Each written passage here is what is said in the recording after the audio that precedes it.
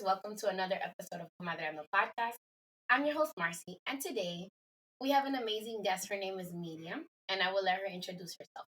Who are you? Pues primero, thank you, gracias por invitarme. My name is Miriam Lara Mejia, and I am a body positivity educator, activist, and content creator, most known in social media as La Gorda Feminista. And my mission is to be part of the movement to create a world where all bodies fit and, to fight through the systems that oppress people because of our body size. Amazing. So I usually tell the Comadres how I met my guest. Miriam and I started following each other, I want to say like a year and a half ago, something like that, after I started the podcast.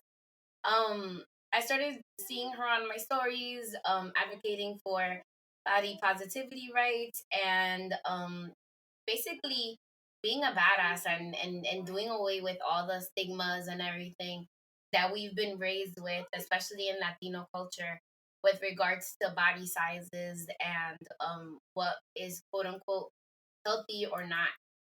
So that after that, I was like, oh my god! And then she went to a conference in California, and I was just like, oh my god, I need her on my show. So eventually, I reached out, and she accepted the invitation, which I'm so thankful that you did. And she's like just the right person to bring on to talk about today's topic, which is raising body positive children.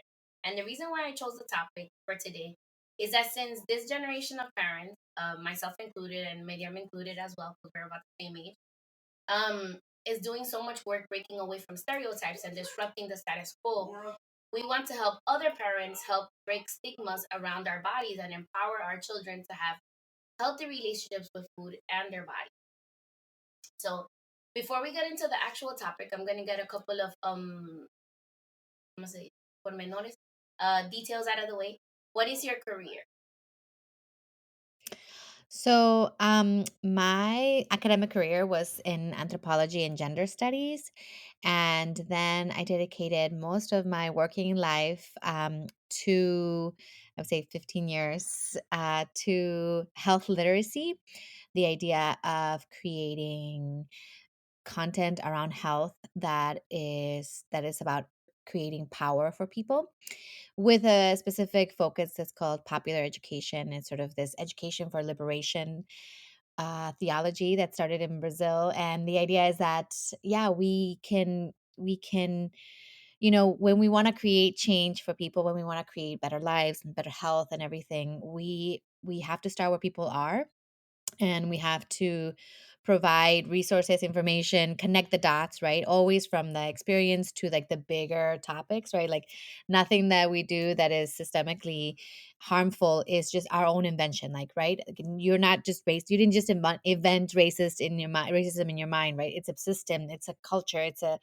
it has years of backing, and it's baked into all of our society. So, and now I consider myself again like an educator and a speaker on the topic of how to build more positive relationships to our bodies, with our bodies, and through a lot of the topics, right? Like through fighting fatphobia, through thinking about more intuitive eating, through movement for all bodies. And one of the elements that has become kind of salient in my work has become this piece around body positive parenting and how to be really conscious about how we bring these concepts of liberation, right? Like body liberation, around our kids, and how as we are healing our bodies, and we're all in this process, like no one's reached the other shore, right? We're all constantly being bombarded with messages in all of our spaces, right? In the medical office, in the schools, in media, in airplanes, everywhere we're bombarded with this message that people in larger bodies are lesser humans because we have larger bodies. And so we're in this constant process as we're trying to work through those messages and uh, retain our sense of our self-worth and love in a world that is oppressing us through these mechanisms. We want to teach that, right? And that is one of the pieces that people are interested in, right? As you said, like people of our generation who are like we're waking up to like, I've shared recently like to someone, and I was like, I have been an activist. My parents were activists. So, worker rights and environmental rights and women's rights. But for a long part of my life, I thought that, yes, all the things that were happening to me because of my larger body were my fault, right? I could see how it was unjust in all these different ways. But this idea that, like, you are fat because Mm-hmm. you want to be fat, or you are fat because you're not a good person, or you're fat because you're lazy, all these stereotypes that we're bringing, right? These really heavy things are social constructs. We like built them, we created them. They're not, they're really meant to oppress people. And so waking up to that and sort of being like, I want to change that for myself. Now it's like, yes, like, how do we do that for not only for our kids, because I'm also really deeply committed to, like, how do we take this message to our tias, our abuelas, not that I'm saying like, I know, we cannot change people, but we can definitely create pathways to bring this information and this liberation to all people, not, not believing that we can do that for our older generations. I love that because I'm such a like advocate for us being comfortable in our own bodies and loving ourselves through all our shapes. Because the thing is, our shape changes throughout the whole year. Nobody is static, right? In the winter, Yeah. I put on a couple of pounds. In the summer, I lose a couple of pounds. Sometimes I just stay the same weight for a very long time. And the thing is that teaching people to love themselves throughout it all, regardless. Yes, we do have body goals, but how much of those body goals are really like us wanting to actually have those goals, or is it imposed by society to us? So a lot of that stuff, And even how if much you are don't we want to raise like doing? children. Uh-huh. Go ahead. Sorry. Like, like, what do we do? Are we really doing what's healthiest for us, right? Like, if your base weight is a certain weight, right, and you're doing all these things to change it, like, and then you go back to that same weight, right? Like, this is sort of like really respecting and honoring that we are different, right? That there is no goal body, right? And also really to contest this idea that there is an ideal body, because that ideal body comes from white supremacy, comes from European standards, comes from, you know, um, this violence around bodies, right? And we cannot deny, like, when you start learning that fat phobia is based, it like originates in, when Europeans went to Africa and basically violated everybody and, took them to the Americas. They dehumanized Black people, and they dehumanized their bodies, their different bodies from Europeans. And that's the origin of fat phobia, right? And so when you know that it's a racist um mechanism, right? It's through that we build all these other things. You really start to question why we continue to perpetuate fat phobia in our societies, right? And then, there's just so much information around what fat phobia is as a bias. But right now, we like people who study biases, like for example in Harvard University, they have a whole department that studies biases, right? Like, how do we, racism and homophobia and all these different ways in which we create divisions in our humanity. And they found, like, many things have become less socially acceptable.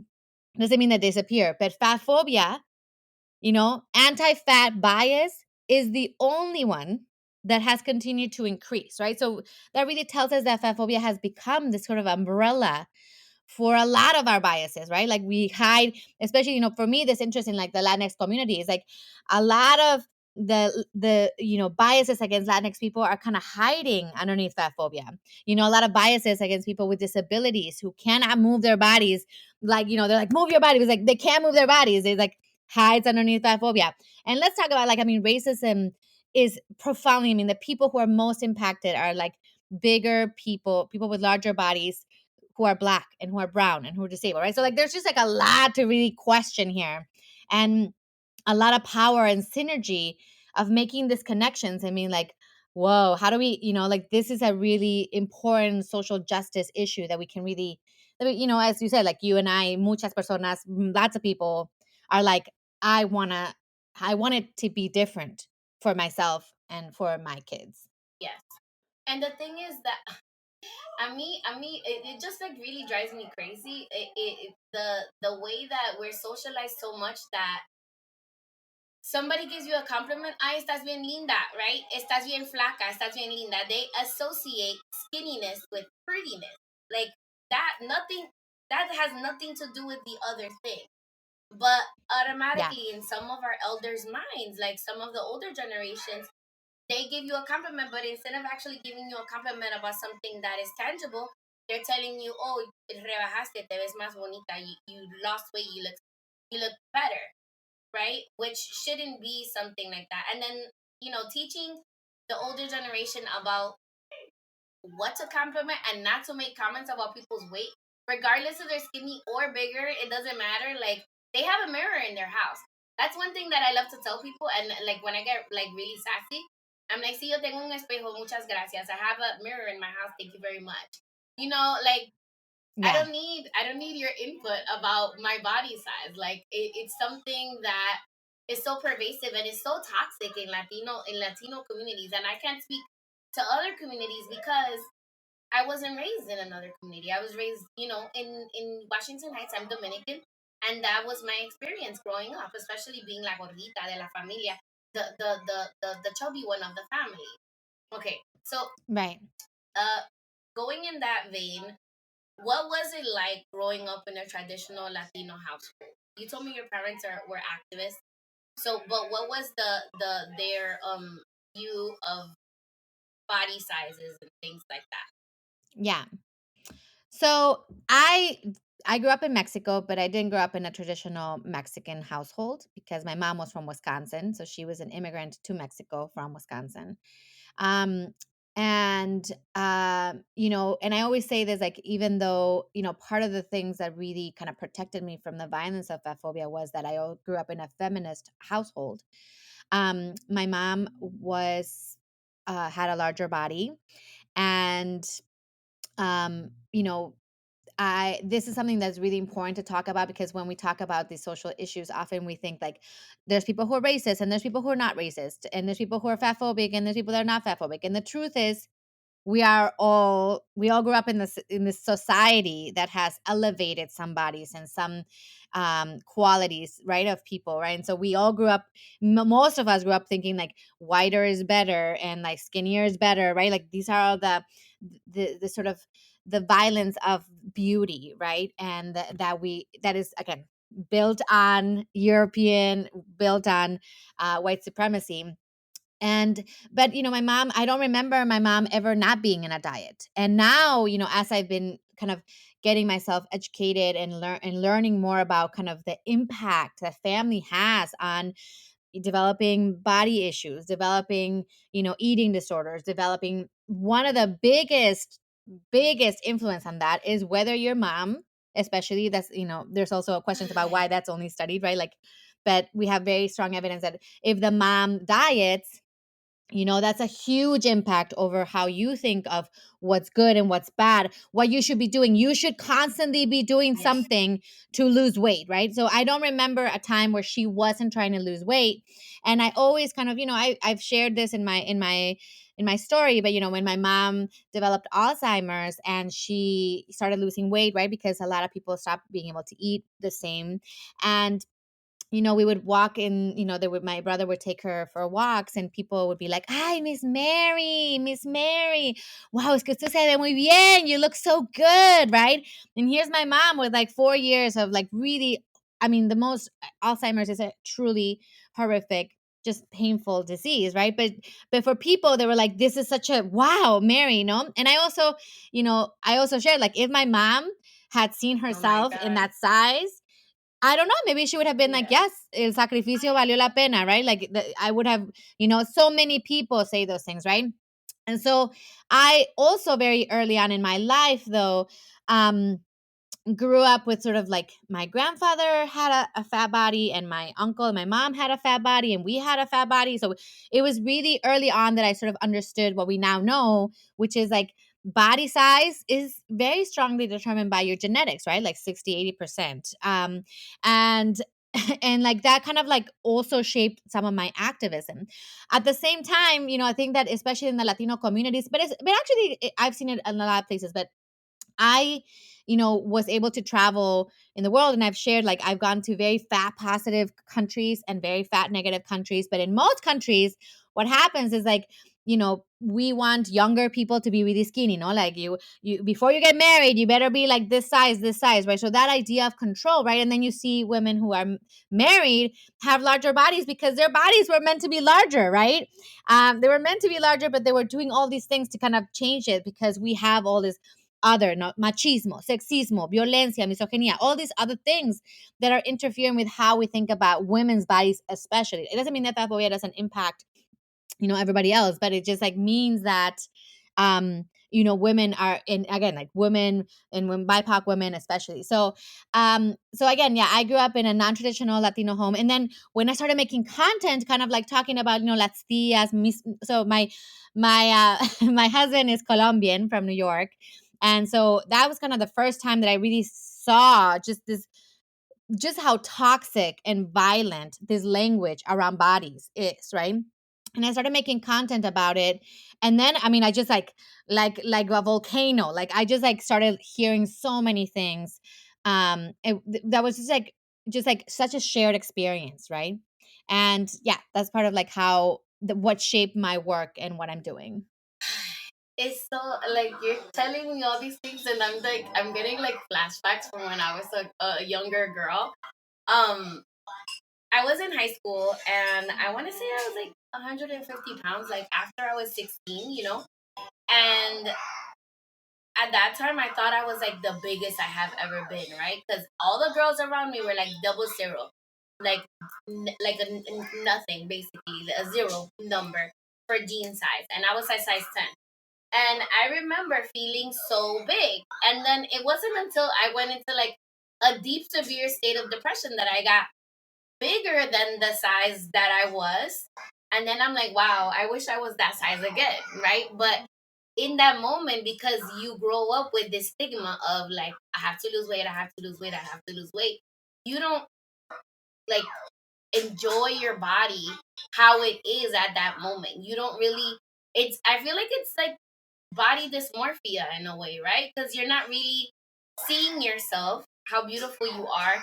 You have this image of what you're supposed to look like, and that interferes with you actually enjoying your body and enjoying food and like being like present in the moment, if that makes any sense.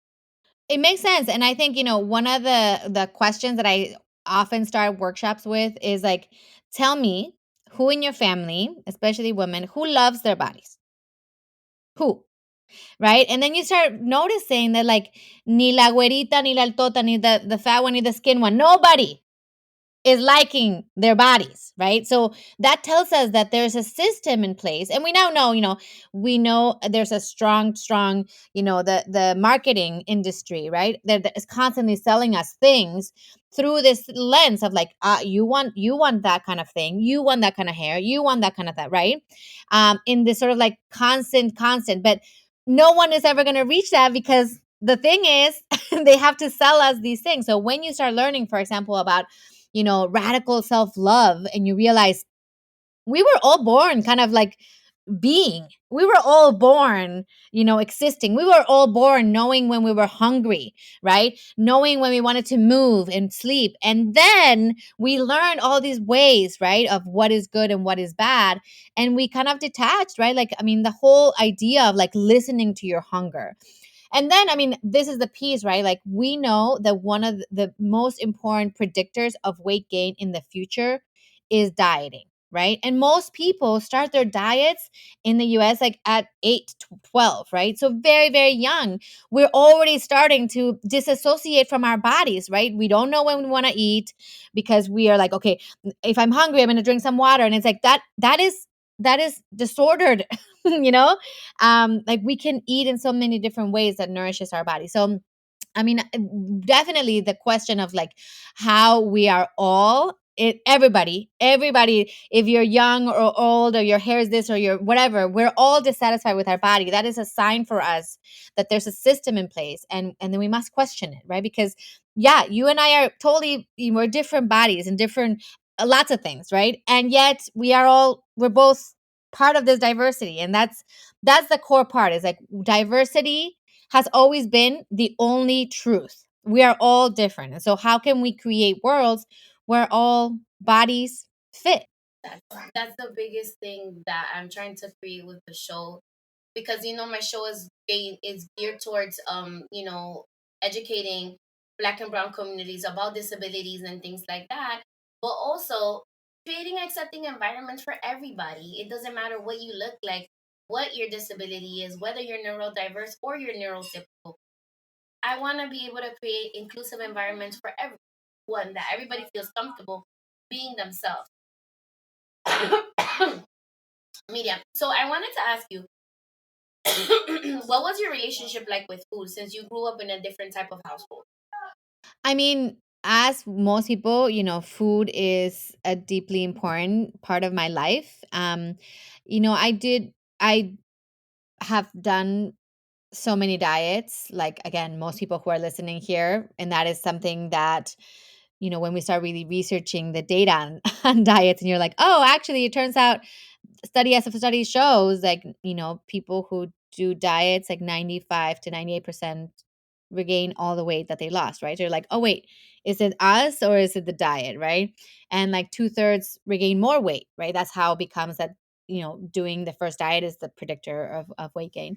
But the truth is that there was, because, and I wonder, I've kind of interested in like talking more about this, but like, because my mom was an immigrant from the US in Mexico, food had a kind of like a, like a very important part. Like when we would get, and what's funny is like my mom grew up in the 50s, right? So a lot of her food are these foods that we now demonize, right? Like, I don't know, certain kinds of, I don't know, Campbell's soup, right? Like that was like, oh my gosh, someone brought Campbell's soup from Mexico Overly City. processed food, right? Right, like, right, the origin kind of processed food had held a lot of weight for her. So food was it's a deeply like, identity oriented. And but now, for example, I got diagnosed with ADHD like 4 years ago, and now I'm like looking at my mom, and I'm like, wow, there's a lot of disordered ways in which she ate that are associated with people who have ADHD as well, right? Like, just like different textural issues and whatever.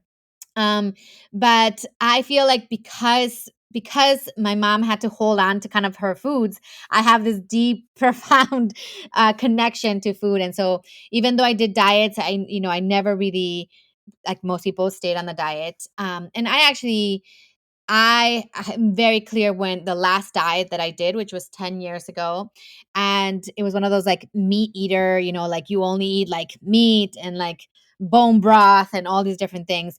And I remember having kind of like this moment where I was like, after like a week or something, I was like, I'm depressed and I suffer depression. So I kind of could recognize like, I'm entering depression right now. I feel this.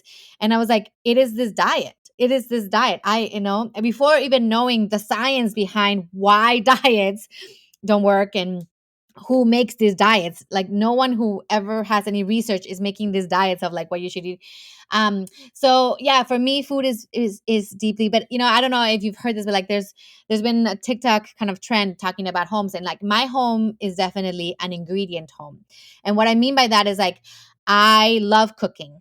And so unfortunately, or not for, I mean, I have a lot of privilege because I have time to cook. This is not a position of like people who have, there's just like so many points of privilege for me. But I grew up also in an ingredient home, like making bread and making cookies and like all these different things that feel deeply connected to my food. But um my one of my older sisters, who is a person who has continued to diet through her life, she recently was telling me like that she feels that because she hasn't kind of processed this piece around food, that she definitely feels like a lot of out of control feelings around food. Like I don't have that anymore. The moment I switch to kind of more intuitive eating, sort of like this idea that I will eat, when I'm hungry, what I want, what I like. It has really switched my relationship with food. And the truth is like my husband, again, my Colombian husband, I saw this for him where when, I don't know if this has happened to you, but like when I met him, he'd be like, no, no, no, no podemos comprar galletas. We cannot buy any cookies because if there's cookies in the house, I'm going to eat them all. And I was like, that is disordered eating. That is that means that, and now, I like actually want to make a video. Like I have so many, I have cookies, chocolates, this, just so many things in the house. And we eat one or two if you want it, like it no longer has a hold on us. And that's like something just so powerful of like how to relate with food in a different way. I don't know what it was, but growing up, my relationship with food, we're not gonna get into that on the show today. Pero um the feeling that I would eat and hide what I was eating was insane. And the fact that I couldn't talk about it was another, like, an added layer to that. And then Mm, as I became more independent and I became an adult and I was a mom myself, yeah. because I don't feel like I exercise the same amount of control over what my son eats, especially because he's on the spectrum. There's certain things that he doesn't eat and he won't tolerate. So that dynamic that I grew up with is definitely not in my household now, but like I feel like I have a more positive relationship with food now. Definitely, like like I used to be like your husband, like si hay galletas me la voy a comer todas, right? But like now it's more like I get different like little treats here and there, but they'll stay in the pantry for a very long time because like I'll eat one or two and then I'm satisfied. It doesn't have that control anymore. Yeah. Um, Yeah. And there's deep science around that, right? And I mean, for me, what's interesting around the immigrant experience, right? Like, again, like because my mom would get these things, like shipped from wherever, these, things that we now would be like, oh my gosh, marshmallow and things that like are just like we associate with so many bad things. But what's interesting for a lot of my community who are part of the Gorda Feminista is like, for many immigrants, like food is, yeah, this form of identity, right? And so like people make this big meals, this pozole or this tamales or lo que sea. And then, right, and it's like, I'm making this out of love or connection with your culture, but then people get shamed for eating it, right? So it's like you get shamed for not eating it because it's like this big thing that people are preparing, and then you're shamed for eat, it's sort of this interesting dynamic that I'm curious, like, how do we balance it, right? Like either you're making 100 tamales and for two people, like, of course, we're gonna eat like so many tamales. How do we balance that with like not shaming people for eating the food that we're saying that you should eat? So it's kind of an interesting connection around with immigrant community. especially around the holiday time, right? In Mexico se hace muchos tamales. In Mexico they make a lot of tamales. Dominican Republic, we make all kinds of different stuff. We, especially here in the United States, like we integrated other dishes from other countries that are not necessarily quote unquote the healthiest, but it's there. But then you're making all this food, yet you're watching what the person is putting on their plate. Like it's exactly what you're saying. Like, why are you watching what the person is eating? Like, are we gonna? So we're cooking just to waste the food, or are we cooking to eat? Like Right. there It's has an to be some interesting kind of question. balance there. Yeah. So growing up in that kind of environment, did it affect your mental health a little bit? You say you suffer from depression, or is it just something that developed from when you were younger? I mean, no, I mean, mental health is part of my family's, history. My grandmother had depression. I don't know. My mom, passed away, so I don't know if she identified with having depression or got diagnosed. I did get diagnosed. I would say that, you know, growing up in a feminist home really kind of gave me a sense of like I deserve to exist, which I think is a dynamic that doesn't exist in homes that are not feminist and are fatphobic, like my home was fatphobic. This idea of like you are not good if you have a certain size. But I did, I now that I'm like getting more educated around fat phobia and anti-fat stigma and all these different things, I can look back and be like, wow, that thing that was really hurtful was related to weight stigma. I just didn't think about it that way because when you're fat and you don't question fat phobia, you think you deserve it. You think that you deserve to be treated this way or that way because why don't you just stop being fat, right? Like we are all embedded with this idea, like just stop being fat. And that's not how it works, right? Like so I definitely went through in my 20s a little bit of like not honoring myself, because I had boyfriends who were like, I have one boyfriend in Mexico who was like, if you lose 10 kilos, which is like 22 pounds, like, then I'll take you to Italy or something like that. He still took me to Italy, even though I didn't lose the weight. But it was like a guilt thing, right? This, oh my gosh, you have to lose this weight. Or how many, I mean, I'm sure you know the list. Everybody has a list of like what things have happened in their lives. So I definitely in my 20s, I did kind of lose a little bit of like that thought. And then in my 30s, my early 30s, I was like, oh, I want to be healthy. And I associated healthy with skinny. And this is an important thing to always remind ourselves, like health is enormous and it has many determinants. You can look at this website called determinantsofhealth.org, and you can see what they are. And size is not a determinant of health, okay? It's not.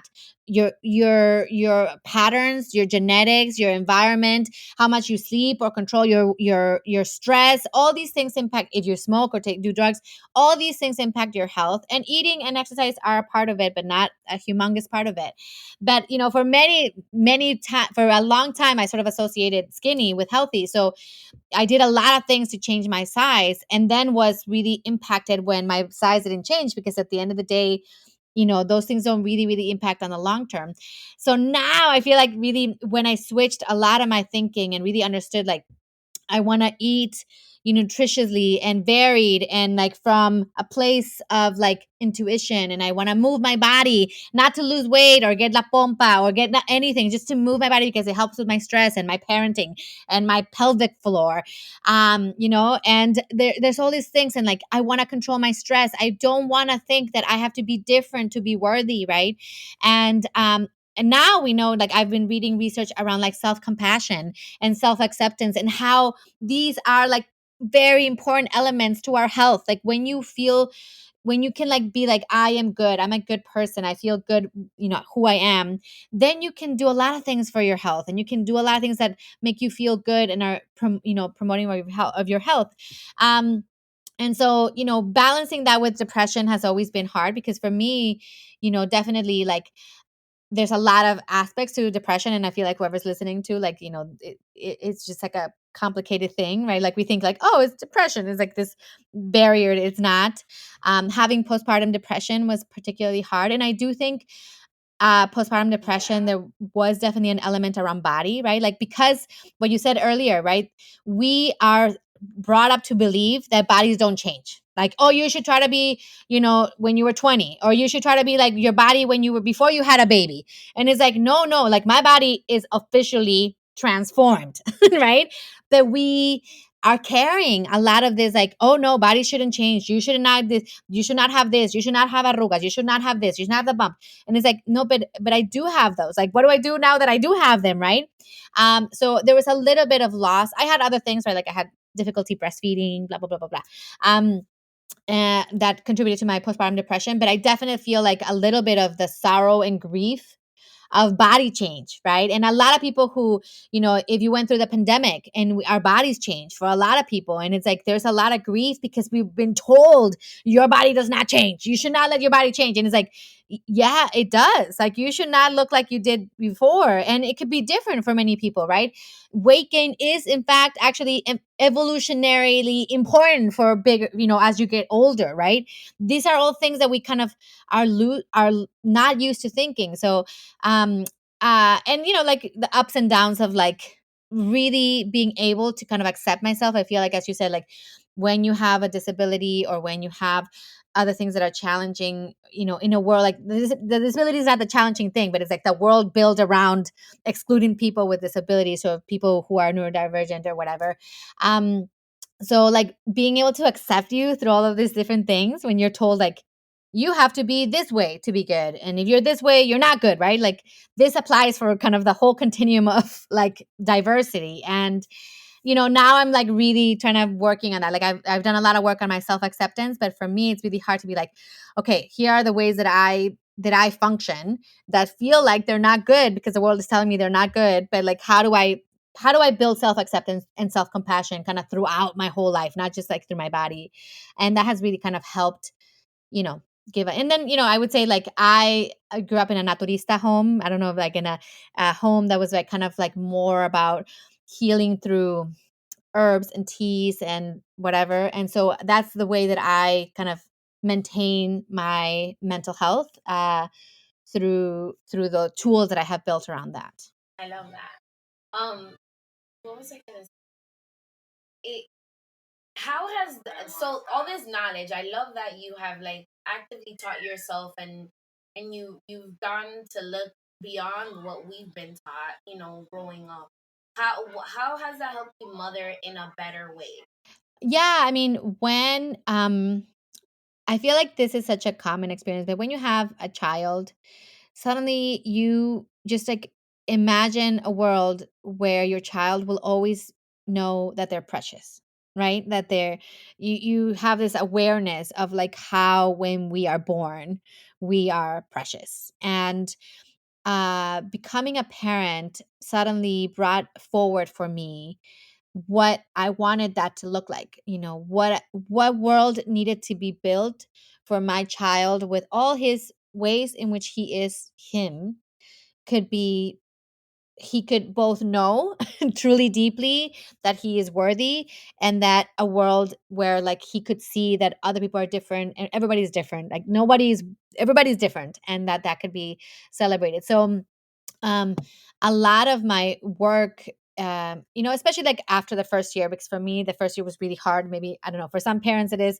Now that as soon as I got diagnosed with ADHD, I was like, oh, that's why that was like, it's, if it's hard for me to like brush my teeth, Yeah. like it's just like viscerally impossible for me to brush your teeth when you don't even want to have your teeth brushed, like, Mm-hmm. but a lot of this stuff now working through self-compassion. So when I realized that, so much, like, we, again, this research around body image, we know body image is a cimiento, it's a important basis of our well-being and our happiness and our capacity to do health things for ourselves. And so, in order for me, as like I am healing, and I would say healing because I feel like this is a perpetual process. Unfortunately, this is not a destination. This is a constant, right? And so as it got easier for me, as I practiced more self-compassion, self-acceptance, more centering diversity in my life, in myself, in understanding how I'm part of this diverse world. I'm not either good or bad. I'm just here, right? What While also acknowledging incredible privilege, right? Being a light-skinned Latina, an American Latina, whatever. Having, being born in a country where I still have the papers to, work legally, all these things, right? Like, there's a lot of privilege that I have. And I also don't live with my suegra who would constantly be bombarding me, right, about my body. Like, there's people who live like that, and that's really hard. But so I realized, like, I want my child to just absolutely know that his all the forms in which he's diverse and unique are great. And so that got me kind of like thinking, yeah, like about body image. How do we build someone's body image? How do we build someone's capacity to also acknowledge and see and celebrate diversity, right? So a lot of the work with my child is like, yeah, like, for example, like, you ves esas flores, you see those flowers there, they're bigger than these flowers, but that doesn't matter because those flowers are that flowers and those flowers are that flowers. They're not, they're no comparisons, right? Like, there's just like, this is how the world is. It's just diverse. Really consuming diverse things. And like, I feel like we live in an era now, for example, like on Netflix and stuff like that, you can really search for things that show people in very, very diverse people, right? And like, really encouraging this sense. I make a big effort of talking about my body in positive ways. I never grew up with that. My mom never talked about her body in a positive way. I want him to see, yeah, like, we take baths together because my son's Mm-hmm. 4. And like, my panza está ahí and it's like playful. And I want him to hear me say, mi panza gorda es hermosa. I want him to Yeah. hear that part, right? Like, that my body is able, my body is good, because that, unfortunately, we have to be the model, Yeah. right? Like, as parenting, like, we want to teach our kids all these things, but you have to live it. You have to be it. Yes, around food, like, yes, with people, and he's not diagnosed or anything, but I can see that there's a lot of things of how he eats that are very similar to, things that I have. And yes, how do we encourage like intuitive eating, like recognize your hunger and like, all these different things, right? um but it really comes from like the most, I feel like, the basic need for all almost all parents that is like, I want my kid to go into this world and be able to feel deserves to exist and he is beautiful and amazing as he is. I love that.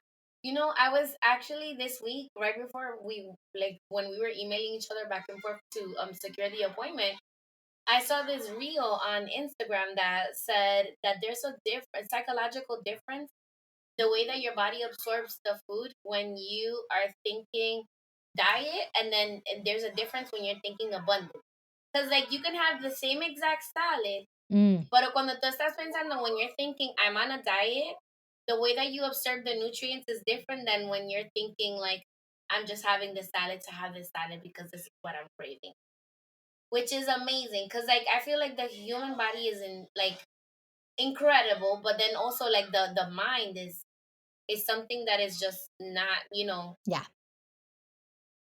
What did you want to say? I know. I would say, I mean, the whole idea of like food, right? Like when we really listen to our bodies, right? And listen to our hunger and listen to our antojos, right? There's a lot of information. I feel like, when I there's a book that that kind of does all this research around like what is the function of fat in our body, right? Because so much of like diet culture teaches us like fat is like the worst, como lo tiene, that's the worst thing. And actually like fat is like informing your brain, like the fatness in the fat parts of your body, the fat in your body informs your brain, like when you're satiated, when you're hungry, what you need more from, right? And it's just like this interesting thing about how we've demonized this part. Like this is a part of our body. Fat is a part of our body. Like how does it help us and know our bodies, right? And I do think like for little kids it's like so and I mean I don't like when there's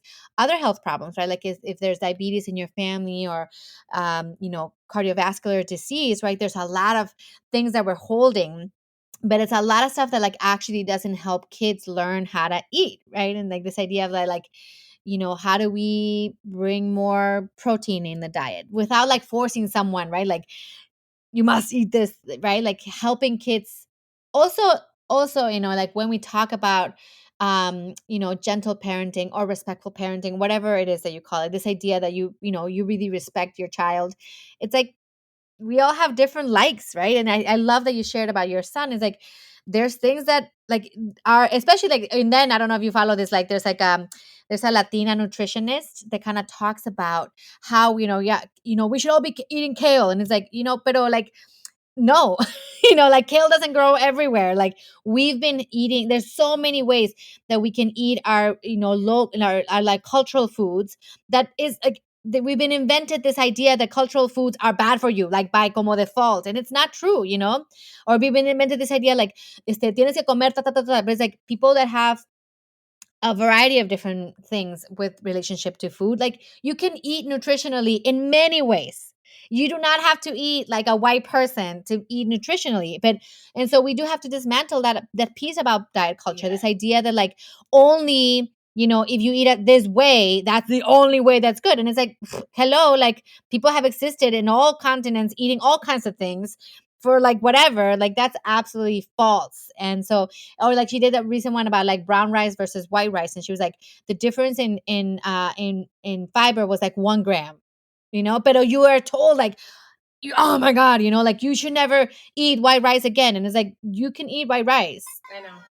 like you don't have to eat like this other person, right? And then we now know our guts are different, right? Like you absorb different, you and I could eat the same bowl of pasta and absorb a different range of things based on what your body needs, or if you need more carbs or you need more, we will extract that, like our intestine will do that for us. Isn't that crazy? Like we just don't think about that because diet culture has like really really informed how we relate to food. Girl, don't tell me about that brown rice stuff because my son will not eat it. He's a white rice kind of kid.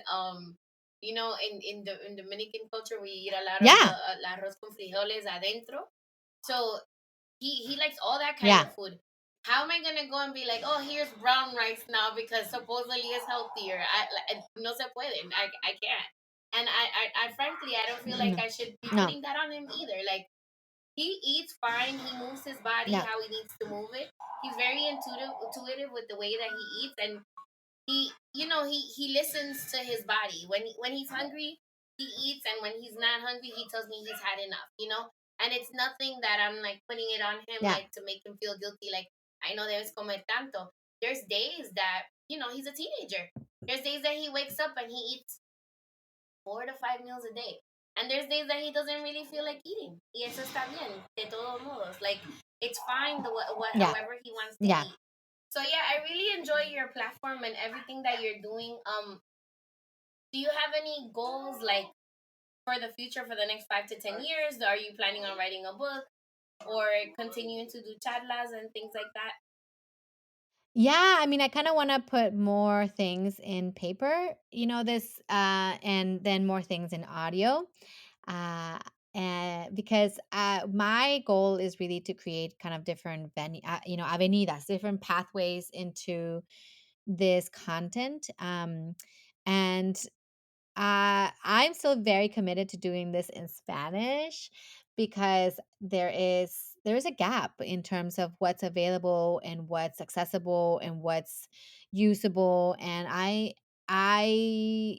there's also this particular goal like that for me to get more education around, Latinx community, because the intersection between racism and discrimination for the Latinx community and fatphobia, especially in the medical spaces. I'm just really interested.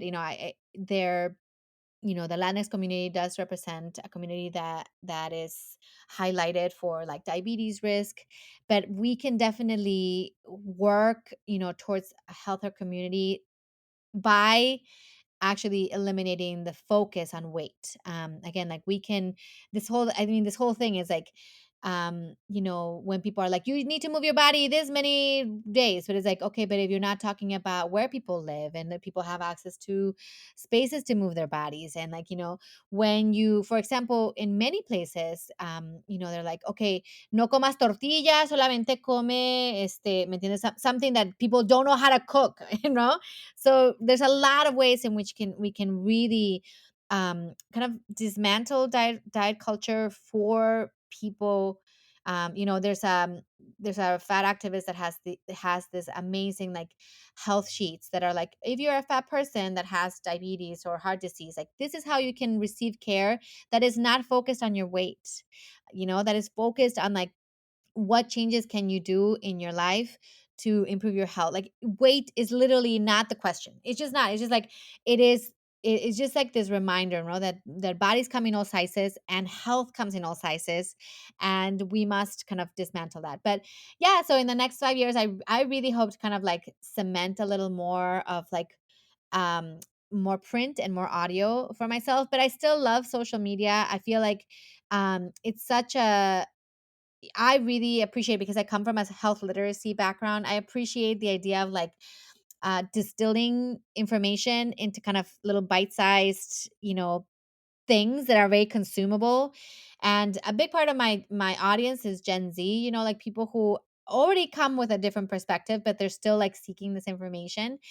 So I hope to continue that. At the same time, I think we don't know what the future of social media and these platforms are, but I do appreciate the idea that it's like it makes it more accessible for anybody, but also anybody who's listening can start their account, they can start learning. So but I want to really be kind of a source of information that helps create a world for where all bodies fit. And my most like more immediate plan is to write a curriculum for right now, TK or pre-K to second grade, around body positivity. And my child is young, and so I want to do that and I want to test it out. But I want it to be bilingual because I do feel like there's a bunch of people who are kind of not getting this. They're just not getting any information that their bodies are good. They're getting information about some places like your hair is good, okay, but like tell me my fat body is okay. Tell me that I, as I am, I'm okay. I'm a good person. I deserve to find love and have a good job, all these things, right? Because that's one of the associations around fat phobia, that like fat people don't deserve these things. They don't deserve to be happy and loved and more. So yeah, I mean, I really I also love audio, and I really hope that someday I can launch my podcast. There's also lots of things happening in the podcasting world um uh that are sometimes hard, but yeah, those are my goals. And as my child grows, and I think that's why I kind of really appreciate your perspective as well. As my child grows, there's like, the program has to grow, right? The idea of like, how do we talk to older kids, and how do we talk, how do we help someone who already is like in a dieting space? Because let's be truthful, like parents have a lot of influence, but really friends have a lot of influence. And so, and you're not, everybody else has different ways of growing up and thinking, and it's not going away, right? Like body related discrimination is not going away. So how do we empower our kids? And then I want to end with that, like the idea, like a lot of people get really riled up. They're like, you can love your kid or show them to love themselves, but they're going to get bullied no matter what. And it's like, yes, they're going to get bullied. This is the truth. They're going to get bullied no matter what. So how do we help? The idea of like, not bullying, and I mean like there's ways of like combating bullying, but the idea of like using body to criticize people is something that happens. But how do we retain our sense of worth? And that's where I'm putting my energy. I also think like, yes, like centering body diversity throughout. Like I feel like, yes, school curriculums should have a sense of, like we talk about good foods, bad foods, and it's like, oh, already my son who's 4 is like, oh, that shark ate too much, that's why he's fat. I'm like, that's not how it works. you know like because that's how what we do in schools, right? And especially for Latino Yeah, kids, and also Black kids. I feel like they're just like, we get bombarded with these messages. So there's just like a yeah. lot of places to go, and I want to continue learning. There's just so much to learn, honestly, Marcy. Like de verdad, I always say, like as soon as you start questioning one thing, you're like, let me look at the research on diets, and you're like, oh my goodness, okay, let me look at this other thing, and it's just so much to learn. There's so much to learn, Hmm. and so much to dismantle. We always go into these rabbit holes. Once we start researching, it's like you don't know where to stop because it takes you to all these other different avenues. As a teacher, though, I feel like I try to enforce body positivity. The thing is that I don't I don't feel comfortable, not comfortable. I don't feel confident that that is happening for my son in his school. So I definitely like really support what you're saying, like teaching them to be whole in themselves and then not to let other people's opinions about their bodies really affect them in that way that is going to take away from their self-worth. Because we teach them a certain way and then they go out into the world and they're faced with all these other things that are going on, and it's systemic, like you said. It's something that, we're putting in our 2 cents and putting in our grain of sand and trying to, change it in one way, but definitely teaching them to advocate for themselves also and to speak up, especially when they see things that are not, that are not, that don't rub them the right way, so to speak. So, Yeah. last And question. also, I Uh-huh, think dale. this, my oh, sorry. Sí, sí, No, dale. no, no, no, no. I was gonna say, like, my son is very is more on the quiet side.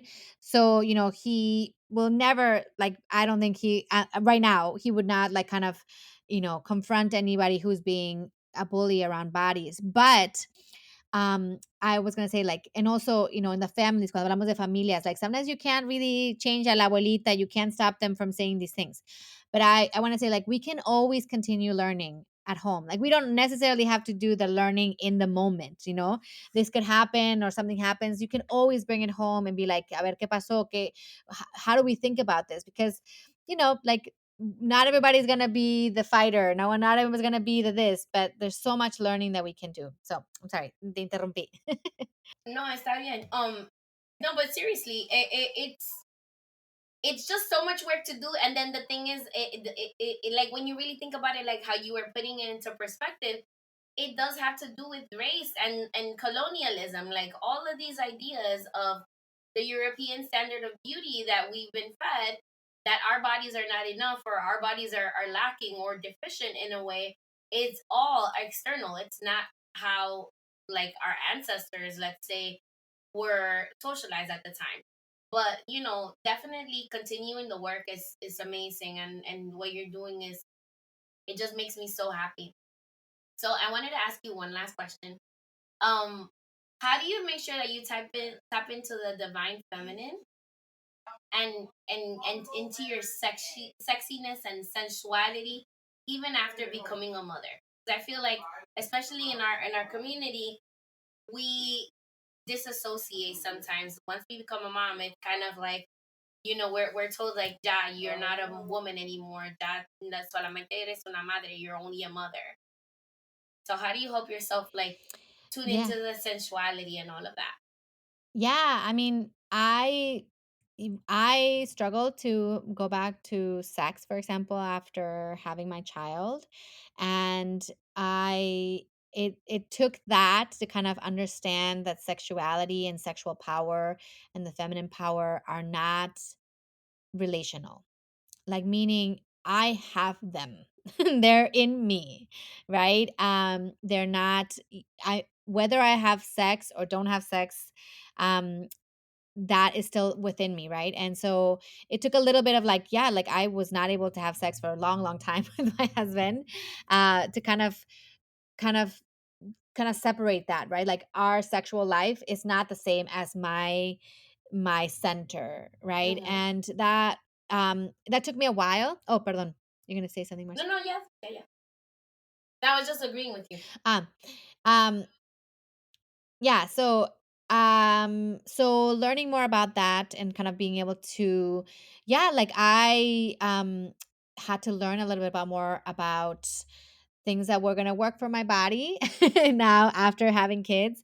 I think also, there's also this piece, right? I think that, as I said before, about our society kind of like being like, when are you going back to something, right? And it's like, actually everything is different for me now after I had kids, not only because my body's different, but because, like, yeah, pues, ya no hay tiempo, the first, and in the first early years, my kids I mean, my kid's 5, actually.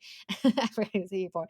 He's 5, and, like, yes, like, days are busy. I'm touched out. Like, he's very mommy, mommy, mommy, mommy. But so a lot for us was like, how do we have intimacy and connection that isn't just like boom, boom, boom, right? Sexual. And so that was one piece. And then, I recently was connecting with a Latina brand that does intimacy products called Bloomy, which I love because it's like woman owned and Latina owned. It's like really great. And there was a lot of stuff of, like, how to use how to use lubricants, how to use sex toys, all these things that kind of involved more like my own personal thing, right? um it took a while for me to kind of, I feel like our society doesn't do a good job at the birth of a mother. We're like, oh, a baby was born, but it was like, I was born. I was born. I was reborn as a mom. And you're not understanding all these things that are happening for me, right? Like, I was talking to a mom that I'm supporting right now that she just had a baby, and it was like, my breasts, like, don't touch my breast. But right now, my breasts are food. Like, I will not think of them as a sexual part of my body, right? That took a while for me to kind of regain that connection. And sometimes still, I'm like, there's parts of my body where I'm like, this has changed. This has changed. So, if one thing that kind of like permeates my work is like, yes, change is literally the thing, right? And allowing, kind of like moving away from a guilt oriented thing of, like, being able to grieve the change. Yes, things are different. They're not the same as they were, but at the same time, kind of being able to honor that change. And also, like, I don't know how old you are, but, like, I'm 42. There's a lot of other things happening, right? Like, it's like this particular moment, how we've talked about, for example, menopause, how we've talked about, changes in all kinds of things that are happening in your body, right? As a woman, like, we don't talk about those things because the only thing that matters is when you're 20, right? And that's such a falsehood. That is just poop, like, it's just not true. So being able to kind of, I would say, like, also being in social media, and even though I'm like an older person, I do show up in the bikini. I do show like, I sort of like own a little bit of that, without being kind of like too crunchy, but the idea of, like, here I am with my arrugas and everything. it's a little there's a little power in that. And if anything, like when people kind of ask me like about social media, and I'm like, yes, it's just powerful to be like, this is what I am, it's okay, like, you see where I'm at, like, this is okay. And that just like is suddenly very liberating. So um I do a lot of stuff that kind of help me. I do a lot of aromatherapy and a lot of massages for myself. I do believe in like masturbation is a powerful thing for women. And now with our sexuality, with my husband, this idea of like, being able to schedule sex and sort of like knowing how important intimacy is, like it's literally as important as like doing exercise for me, because it's just an important part of my health for me. And kind of disassociating it from the raunchiness, like, ay, es que se te antoja, no, like, it's like I need it. you know I need this part of my life. So all of that has been part of my work towards like really kind of acknowledging where I'm at and knowing where I'm at and celebrating where I'm at. I love that. Gracias, Miriam. This was such a good conversation. I want to thank you so much again for being on the show. And I'm gonna end the podcast how I always end it, which is follow me at Comadreando Pod on Instagram. And you can follow Miriam at, can you please drop your handle? Yeah, La Gorda Feminista in Instagram, TikTok, YouTube, Pinterest, and my website, lagordafeminista.com. Amazing. Okay. And if you have any questions at all, please feel free to send me a comadregram via email at marcy@comadreandopod.com or slide up into my DM. Thank you for spending time with your comadres. Miriam, you're officially a comadre of the show. Welcome to the group. Epa. And thank you so much, everyone. Have a good night and be kind to each other. Hey, Take comadre. care. Do you have a Bye-bye. minute for comadre time?